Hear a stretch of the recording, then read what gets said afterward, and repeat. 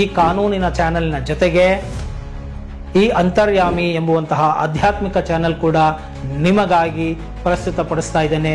ತಾವೆಲ್ಲರೂ ನೋಡಿ ಇನ್ನು ಆಶೀರ್ವದಿಸಿ, ಸಹಕರಿಸಿ, ಇತರರಿಗೂ ಕೂಡ ಶೇರ್ ಮಾಡಿ, ಲೈಕ್ ಮಾಡಿ.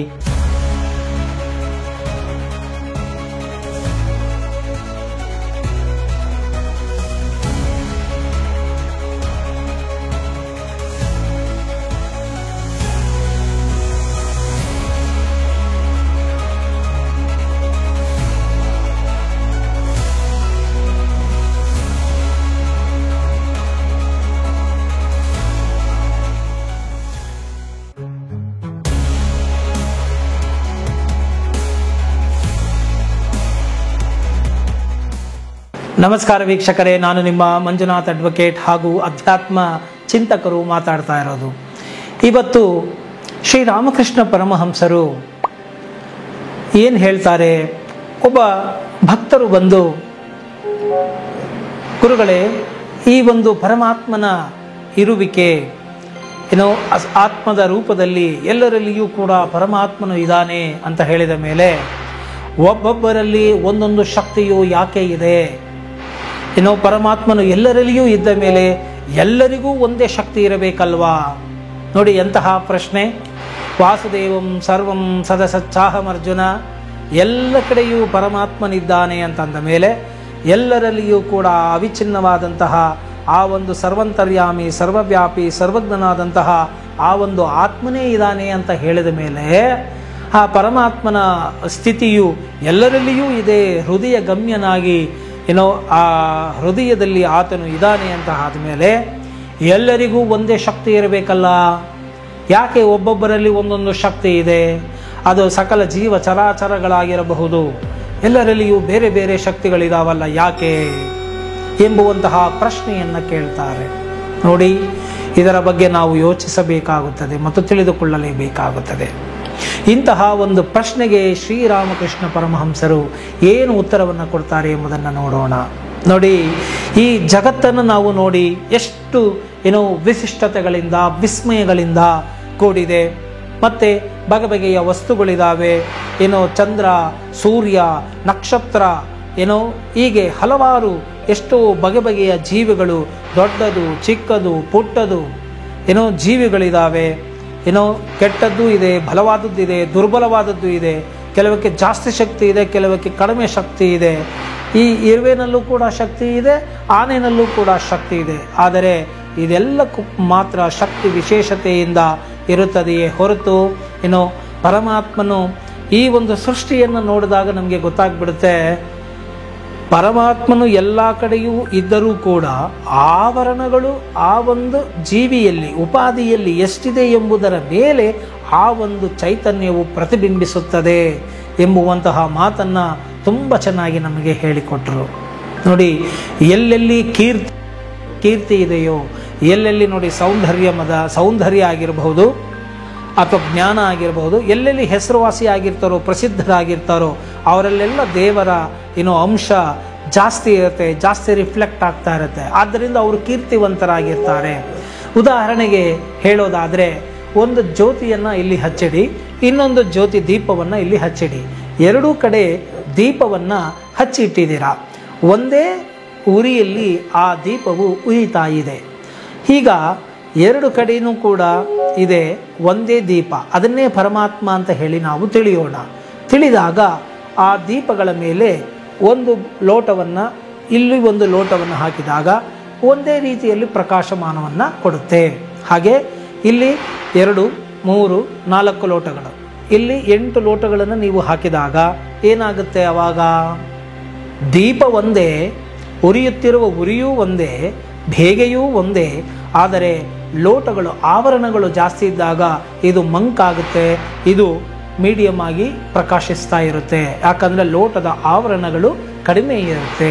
ಹಾಗೆ ನಾವು ಯಾವ ಜನ್ಮಗಳಲ್ಲಿ, ಯಾವ ಯೋನಿಗಳಲ್ಲಿ ನಾವು ಹುಟ್ಟಿದ್ದೇವೆ, ಮತ್ತು ಹುಟ್ಟಿದ ಮೇಲೆ ನಾವು ಪರಮಾತ್ಮನ ಕಡೆಗೆ ಸಮ್ಮುಖನಾಗಿದ್ದೇವೋ ಅಥವಾ ಈ ಜಗತ್ತಿನ ಕಡೆಗೆ ಸಮ್ಮುಖನಾಗಿದ್ದೇವೋ ಎಂಬುದರ ಮೇಲೆ ಆವರಣಗಳನ್ನು ನಾವೇ ಎಣಿತಾ ಹೋಗ್ತೀವಿ. ಹೇಗೆ ಜೇಡ ತನ್ನಷ್ಟಕ್ಕೆ ತಾನೇ ತನ್ನ ಸುತ್ತ ಬಲೆಯನ್ನು ಎಣೆದುಕೊಳ್ಳುತ್ತದೋ ಹಾಗೆಯೇ ಈ ಜೀವಿಯು ತಾನು ಮಾಡುವಂತಹ ಕಾರ್ಯಗಳ ಇಂದ ಆ ಒಂದು ಜೇಡ ಬಲೆಯನ್ನು ಎಳೆದುಕೊಂಡ ಹಾಗೆ ಆವರಣಗಳನ್ನು ತನ್ನ ಮೇಲೆ ತನ್ನ ಸುತ್ತ ಎಳಿತಾ ಹೋಗ್ತಾನೆ. ಮತ್ತು ಯಾರು ಭಗವಂತನಿಗೆ ವಿಮುಖನಾಗಿ ಈ ಜಗತ್ತಿನ ಕಡೆಗೆ ಸಮ್ಮುಖನಾಗಿ ಜಗತ್ತಿನ ಆಕರ್ಷಣೆಗಳಿಗೆ ಒಳಗಾಗಿ ಇದರ ಕಡೆಗೆ ಹೋಗ್ತಾನೋ ಆಗ ಒಳಗಡೆ ಇರುವಂತಹ ಚೈತನ್ಯದ ಶಕ್ತಿಯು ಸ್ಫುರಿಸುವುದಿಲ್ಲ, ಕಾಣುವುದಿಲ್ಲ. ಆ ಒಂದು ರೀತಿಯಿಂದ ಏನಾಗುತ್ತೆ, ಈ ಒಂದು ವ್ಯತ್ಯಾಸಗಳು ಇರುತ್ತದೆ ನೋಡಿ. ಇರುವೆ ಉಪಾಧಿಗೆ ಮಿತ ಶಕ್ತಿ, ಆನೆ ಉಪಾಧಿ ದೇಹ, ಅದಕ್ಕೆ ಜಾಸ್ತಿ ಶಕ್ತಿ ಇರುತ್ತದೆ. ಒಳಗಡೆ ಆತ್ಮ ಮಾತ್ರ ಒಂದೇ ಆಗಿರುತ್ತದೆ. ಆ ಜೀವಾತ್ಮನು ಎಷ್ಟು ಸಂಸ್ಕಾರಗಳನ್ನು, ಎಷ್ಟು ಜನ್ಮಗಳನ್ನು ಎತ್ತಿದೆ, ಎಷ್ಟು ಸಂಸ್ಕಾರಗಳನ್ನು ಅದು ಪಡ್ಕೊಂಡಿದೆ, ಆವರಣಗಳು ಏನಿದೆ, ಸಮ್ಮುಖವೋ ಪರಮಾತ್ಮನಿಗೆ ವಿಮುಖವೋ ಎಂಬುದರ ಆಧಾರದ ಮೇಲೆ ಅದರ ಒಂದು ವಿಭೂತಿಗಳು ನಿಂತಿರುತ್ತದೆ. ಆದ್ದರಿಂದ ಈ ಒಂದು ಸತ್ಯವನ್ನು ತುಂಬ ಸರಳವಾಗಿ ನಮಗೆ ಶ್ರೀರಾಮಕೃಷ್ಣ ಪರಮಹಂಸರು ತಿಳಿಸಿಕೊಟ್ಟಿದ್ದಾರೆ ನೋಡಿ. ಎಲ್ಲರಲ್ಲಿಯೂ ದೇವರಿದ್ದರೂ ಕೂಡ ದೇವರನ್ನು ನಾವು ಸಾಮೀಪ್ಯ ಹೋಗದೆ ಹೋದರೆ, ದೇವರನ್ನು ಚಿಂತಿಸದೆ ಹೋದರೆ, ನಾವು ಅಜ್ಞಾನದ ಕಡೆ, ಮಾಯೆಯ ಕಡೆಗೆ, ಜಗತ್ತಿನ ಕಡೆಗೆ ನಮ್ಮ ಮನಸ್ಸನ್ನು ಮಾಡಿದರೆ, ನಾವೇ ಆ ದೀಪದ ಮೇಲೆ ಲೋಟಗಳನ್ನು ಹಾಕಿಕೊಂಡ ಹಾಗೆ ಆವರಣಗಳನ್ನು ಹಾಕಿಕೊಳ್ತೇವೆ. ಆಗ ಅದರ ಪ್ರಕಾಶಮಾನವು ಕಾಣದಾಗುತ್ತದೆ. ಆಗ ಶಕ್ತಿಯು ಹೆಚ್ಚು ಕಡಿಮೆ ಅಂತ ಹೇಳಿ ತೋರಿಸಲಾರಂಭಿಸುತ್ತದೆ. ಯಾವಾಗ ಈ ಮುನಿಗಳು ಈ ಎಲ್ಲ ಬಂಧನಗಳನ್ನು ಬಿಡಿಸಿಕೊಂಡು ಆತ್ಮಿಕವಾಗಿ ಹೋಗ್ತಾ ಆ ಒಂದೊಂದೇ ಆವರಣಗಳನ್ನು, ನಾನು ದೇಹವಲ್ಲ, ನಾನು ಮನಸ್ಸಲ್ಲ, ನಾನು ಬುದ್ಧಿಯಲ್ಲ, ನಾನು ಚಿಂತೆಯಲ್ಲ, ನಾನು ವಿಜ್ಞಾನವಲ್ಲ, ಹೀಗೆ ಆ ಆವರಣಗಳನ್ನು, ಲೋಟಗಳನ್ನು ತೆಗಿತಾ ಹೋಗ್ತಾ ಇದ್ದಾಗೆ ಪರಮಾತ್ಮನ ಪ್ರಕಾಶವು ತನ್ನಷ್ಟಕ್ಕೆ ತಾನೇ ದಿವ್ಯವಾಗಿ ಗೋಚರ ಆಗುತ್ತದೆ.